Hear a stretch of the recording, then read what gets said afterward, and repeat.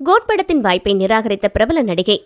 நடிகர் விஜய் தற்போது வெங்கட் பிரபு இயக்கத்தில் உருவாகி வரும் கோட் திரைப்படத்தில் 2 வேடங்களில் நடிக்கிறார்.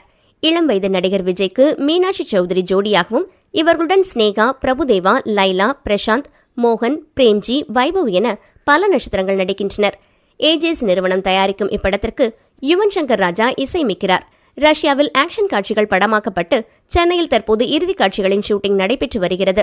இதற்கிடையில் யங் விஜய்க்கு இப்படத்தில் ஐட்டம் சாங் வைச்சா நல்லா இருக்குமே என்று வெங்கட் பிரபு ஐடியா பண்ணி தெலுங்கில் டாப் ஹீரோயினாக இருக்கும் நடிகை ஸ்ரீலீலாவிடம் தூது அனுப்ப நடிகை மறுத்துவிட்டாராம்.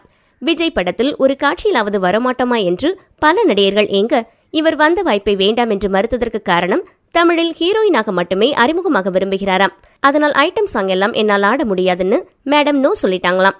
அஜித்துக்கு குட் பேட் அக்லி படத்தில் ஹீரோயினாக வாய்ப்பை கிடைச்சாச்சு.